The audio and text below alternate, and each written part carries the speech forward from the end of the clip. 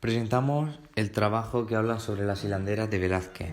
Yo voy a comenzar haciendo la introducción, soy Fran, me seguirá mi compañero Cristian y para terminar, Manu.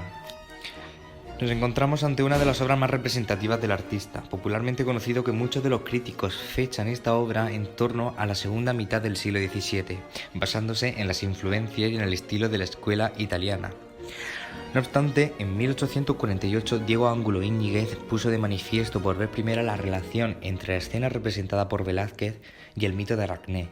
El inventario de 1664 se refiere a la fábula de Aracné. La leyenda trata de que Palas Atenea, la diosa protectora de todas las artes referidas al tejido e hilado, fue desafiada y superada por su propia alumna, una muchacha de Lidia llamada Aracné. La diosa, enfurecida por la afrenta, despedazó la serie de tapices hecha por Aracné que representaban los amores de los dioses. En su desesperación, Aracné se ahorcó y fue transformada en araña por Atenea. Según la hipótesis de Charles de Tolday y Ángulo Íñiguez, las hilanderas que aparecen trabajando en el cuadro velazqueño representaban a los personajes de la leyenda. La joven de la derecha sería Aracné, antes de revelar su verdadera identidad. En el fondo del cuadro, mediante la técnica de los episodios simultáneos, se contempla el desarrollo de la segunda parte de la leyenda. El conjunto está ambientado en una estancia que parece hallarse a un nivel más alto, casi como un pequeño escenario. Las manchas de color aplicadas por medio de pinceladas pequeñas y rápidas, típicas de estas y de otras obras de Velázquez, evidencian su prodigiosa técnica que en cierto modo anticipa el impresionismo y el puntillismo. Las hilanderas de Velázquez es una obra que se consideró en un principio como un cuadro costumbrista, en donde se encuentran varias mujeres en un taller de hilatura. Sin embargo, hoy en día se admite que el cuadro trata un tema mitológico, la fábula de Aracné. Es un óleo sobre lienzo y de estilo barroco.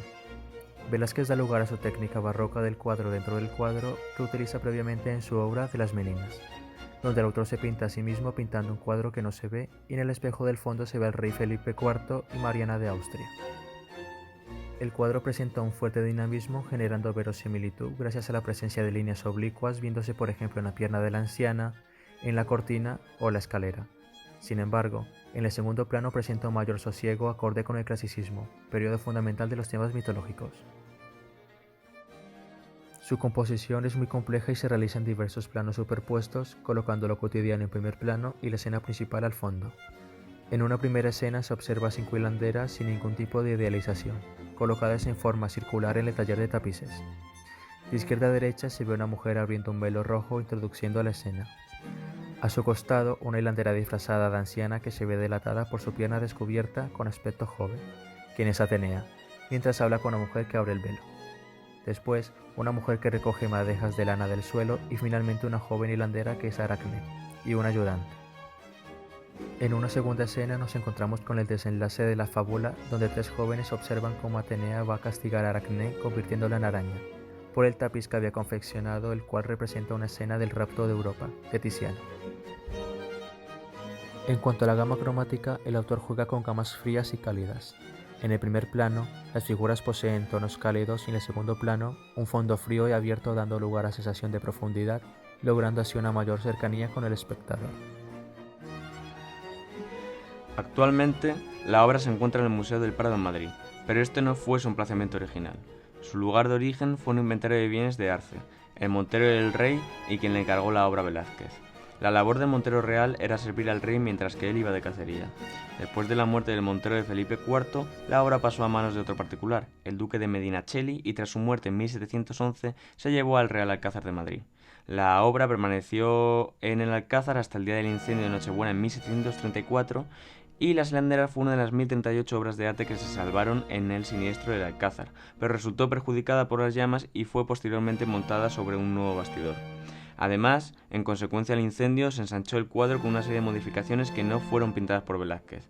El cuadro se ensanchó por sus laterales, la parte de la cortina y la de la muchacha de la derecha, y en la parte superior se le añadió la parte de la ventana circular. La obra finalmente pasó a formar parte de la colección el 19 de noviembre de 1819 del Real Museo de Pintura y Escultura, o como bien lo conocemos actualmente, el Museo Nacional del Prado. A día de hoy, las modificaciones posteriores a Velázquez se mantienen ocultas tras una doble pared donde se encuentra el lienzo. Por otro lado, Cabe destacar la etapa artística de Velázquez en la que se encuentra la obra. Esta fue realizada tras la vuelta de Velázquez a Madrid después de su segundo viaje a Italia. Allí entró en contacto con los prestigiosos maestros de la época y especialmente con una cultura más ligada con el clasicismo y con los temas mitológicos. En contraposición a Italia, en España estos temas estaban mal vistos y no tuvieron especialmente protagonismo en las representaciones artísticas, ya que los artistas españoles dedicaron su talento a representar principalmente obras religiosas, costumbristas y naturalezas muertas. Las hilanderas suponen un gran contraste con los temas tratados en el barroco y gracias a eso podemos llegar a entender la interpretación costumbrista que se le dio a la época. Gracias a la interpretación que se le dio a esta obra, podemos ver la importancia de contextualizar una obra de arte en su marco histórico y geográfico. En primer lugar, tenemos que tener muy en cuenta el movimiento de la Contrarreforma de la Iglesia Católica para entender el arte del momento. La Contrarreforma fue un movimiento en respuesta a la Reforma Protestante del siglo XVI, y esta reforma dividió a Europa en dos formas de entender al cristianismo. Por un lado, en la Europa católica, tras el Concilio de Trento, supuso un nuevo arte al servicio de la propaganda de las ideas contrarreformistas y también supuso la consolidación de las monarquías absolutistas que hacen uso del arte para ensalzar su poder. Por otro lado, en la Europa protestante se prohíbe la decoración de imágenes religiosas en el interior de los templos y fomenta un tipo de arte destinado sobre todo a la burguesía y aparecen nuevos géneros, sobre todo en la pintura como las escenas de género y los bodegones. En principio, nos surgiría la siguiente duda. ¿Cuál es la relación entre la Contrarreforma católica con el arte en España? Sencillamente, España formaba parte de la Europa católica y tomó el papel defensor del catolicismo que define las manifestaciones artísticas de esta época. La pintura destaca por su temática mayoritariamente religiosa al servicio de una clientela que reclama este género de producción. El arte es instrumento del poder religioso e incide, por encima de cualquier otro objetivo, en la captación de los fieles y en la devoción pública. La pintura mitológica se reserva a círculos cortesanos muy cerrados y por lo tanto es escasa.